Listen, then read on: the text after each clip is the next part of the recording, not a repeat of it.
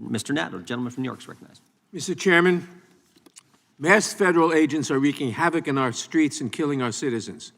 The Trump administration has launched a brutal and reckless campaign to strike fear in immigrant communities, conducting warrantless raids, pulling elderly people from their homes without judicial warrants, tearing children away from their parents, and taking the lives of American citizens who are exercising the First Amendment rights to protest and to shine a light on the horrors unfolding in their communities.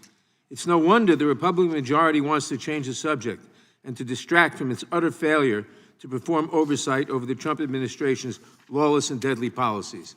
But it is absolutely galling that they have called yet another hearing on alleged threats to free speech in Europe, while they stay silent about the greatest threat to free speech on either side of the Atlantic, the President of the United States. From the earliest days of his administration, the President has conducted a full-scale assault on the First Amendment, targeting news organizations, individual journalists, individual students, and even comedians who would dare challenge him or his policies. Any news organization that publishes unflattering coverage or any journalist who asks a question he does not like is at risk. He has tried to ban the Associated Press from the Oval Office because it refuses to use the absurd name Gulf of America.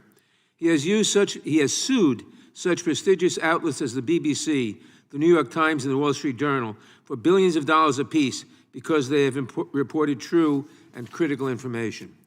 He is hoping that they will be intimidated and will follow the cowardly examples set by CBS and ABC's corporate owners who settled baseless lawsuits. CBS's parent company was handsomely rewarded for this strategy when its multi-billion-dollar merger was approved days after settling with Trump. But the threats of CBS continued just last month when the White House press secretary relayed a message directly from Donald Trump to a CBS anchor who had just conducted an interview with the president that if they did not air the interview in full, then, quote, we'll sue your ass off. Just last week, his attorney general ordered the arrest of independent journalists Don Lemon and Georgia Fort for reporting on a protest in St. Paul, Minnesota, despite a judge having previously found no probable cause to believe they had broken the law. Even comedians who are critical of the president cannot escape his retribution. We all remember his handpicked FCC chair threatening that if ABC did not take Jimmy Kimmel off the air, the FCC could, quote, do this the easy way or the hard way. And after comedian Trevor Noah made a joke about the president's relationship with Jeffrey Epstein during the Grammy Awards the other night, Trump threatened on Truth Social that as he did with ABC and CBS, he would send his lawyers to sue him and, quote, have some fun with him. Between the schoolyard taunts and the childish nicknames in his post, it would be easy to dismiss this pathetic rant as a joke. But the president has shown that he's all too serious about using and abusing his authority to go after critics.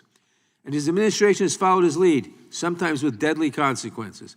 When Alex Preddy and Renee Good were shot in cold blood by ICE agents, it was because they were exercising their First Amendment rights to protest and monitor law enforcement.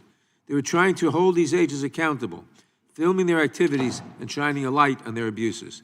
Administration officials rushed to paint the victims as the aggressors, smearing their names and making false claims about what happened. It is only because we have video evidence of these incidents that we all know the truth. That is exactly what is so threatening to this administration. They want to silence their critics. They will use any means to do so. They've even pressured tech companies to take down apps that allow people to alert their neighbors about ICE activity in their community. But while the Trump administration conducts a breathtaking assault on the First Amendment, we have not heard a peep from our Republican colleagues. Instead, they want to focus our attention on European regulators and online safety laws. But Republicans insist that they are the true defenders of free speech. Give me a break. Mr. Mayo, the people of Minnesota have shown us how powerful it can be when citizens bear witness to the dangerous and unlawful actions of their government. Why is that so important to protect?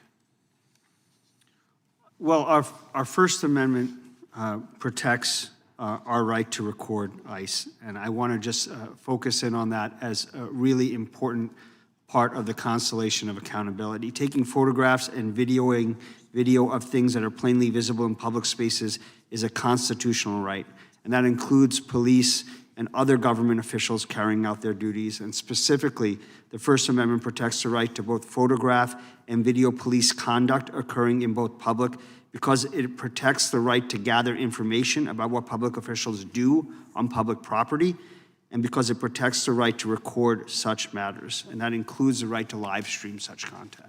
Mr. Mayo, Thank you for being here today to share with us your firsthand account of the terror that federal agents are inflicting on our communities.